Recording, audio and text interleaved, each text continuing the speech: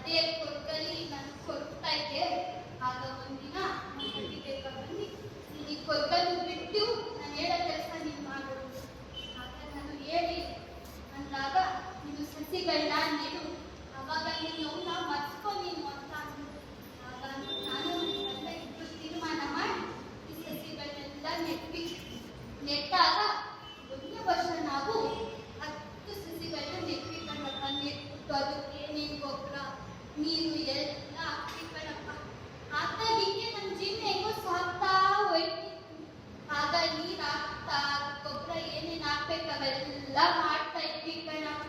ಹೀಗೆ ಮಾಡುವಾಗ ಎದೆ ವರ್ಷ ಬಂತು ಕಣಪ್ಪ. 10ರಿಂದ ಇದ್ದಿದ್ದು 15 ಸಸಿಗಳಾಯ್ತು ಕಣಪ್ಪ.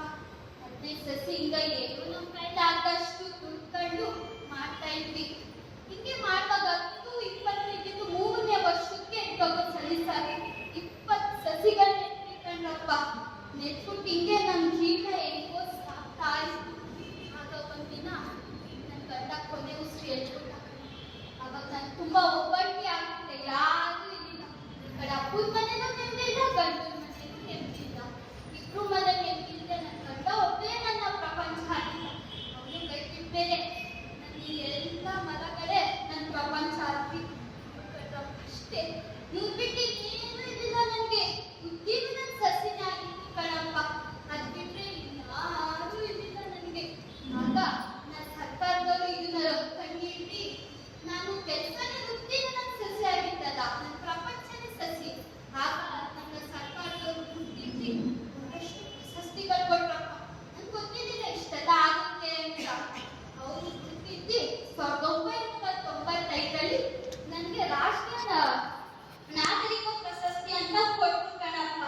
ಅದಾದ್ಮೇಲೆ 1997ರಲ್ಲಿ ವಿಕ್ರಚಂದ್ರ ಪ್ರಶಸ್ತಿ ಅಂತ ಕೊಟ್ಟು. ಅಷ್ಟೆಲ್ಲ ನಂಗೆ ಗೊತ್ತಿಲ್ಲ ಕಣಪ್ಪ ಏನೇನು ಕೊಟ್ಟವ್ರೆ ಅಂತ. ಆದ್ರೆ ಒಬ್ರು ನನ್ನ ಈ ಕೆಲಸ ನೋಡಿ ನನ್ನ ಗುರ್ತಿಸಿ ಮೋದಿ ಅವರು ಸಹ ನನಗೆ ಮೆಚ್ಚುಗೆ ಕೊಟ್ಟರು ಕಣಪ್ಪ. ಅವರು ಪ್ರಶಸ್ತಿಗಳೆಲ್ಲ ನೀಡವ್ರೆ. ನಾನು ಇಷ್ಟು ಸಾಧನೆ ಮಾಡ್ತೀನಿ ಅಂತ ಗೊತ್ತಿಲ್ಲ. ಮಾಮೂಲಿ ನನ್ನ ನೋವು ಮರೆಯಕ್ಕೋಸ್ಕರ ನಾನು ಸಸಿಗಳು ಬೆಳೆದೆ ಅಷ್ಟೇ. ನಾನು ಇದೆಲ್ಲ ಬರುತ್ತೆ ಅಂತ ಗೊತ್ತಿಲ್ಲ. ಈಗ 385 ಆಲದ ಮರ ನೆಟ್ಟಿದ್ದೀವಿ. ಕುಲ್ಕಲ್ ಗೊತ್ತೇ ಅಲ್ವಪ್ಪ ನಿಮ್ಗೆಲ್ಲ?